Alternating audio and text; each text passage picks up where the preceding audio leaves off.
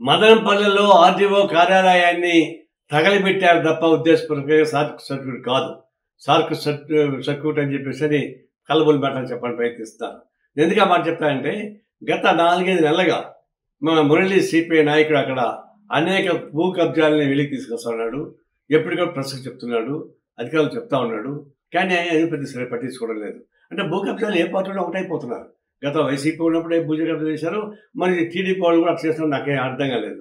ఇప్పుడు గవర్నమెంట్ వచ్చిన నెల 2 నెలలు అయిన తర్వాత ఇప్పుడు ఆ కేవలం ఆర్డీఓ ఆఫీసులో ఏ ముఖ్యమైన ఫైల్స్ ఉన్నాయో అదే తగలబడినాయి తప్ప మొత్తం ఆఫీస్ మొత్తం తగలబడలే. అరగంట క్రితం ఉన్నటువంటి ఆఫీసులో తగలబడలే. అది దీన్ని బట్టి చూసినట్టు ఉద్దేశపూర్వకంగా ఆ ఫైల్ తగలబెట్టి భూ కబ్జాదారులు కాపాడడానికి ఉపయోగపడే పద్ధతిలో కుట్ర జరిగిన ఇంకోటి కానీ కాదని చెప్పేసి స్పష్టంగా అర్థమవుతుంది.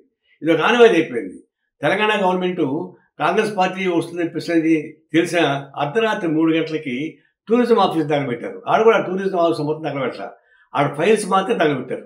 అంతమంది టూరిస్టు ఎండీగా ఉన్న అతను, మంత్రిగా ఉన్న అతను ఏ ఇతరులకి లీజుకి ఇచ్చారో అవన్నీ బయటపడతాయని చెప్పి తగలబెట్టారు. ఆ విధంగా ఇప్పుడు గవర్నమెంట్ మారినప్పుడు ఇట్లాంటి జరుగుతూ ఉన్నాయి. ఇప్పుడు మదనపల్లి జరిగిన ఘటన కూడా చాలా పెద్ద ఘటన. అది సిపిఐ సెక్రటరీ మురళీకి ప్రమాదం వచ్చేటువంటి పరిస్థితి ఉంది. దానిని రాష్ట్ర ముఖ్యమంత్రి ప్రత్యక్షంగా జోక్యం చూసుకొని ఆ మురళిని కాపాడాలి, ఆ భూ కబ్జాలను బయట పెట్టాలి, ఆర్డీఓ తగలబెట్టిన దాన్ని నిజంగా బయటపడాలి.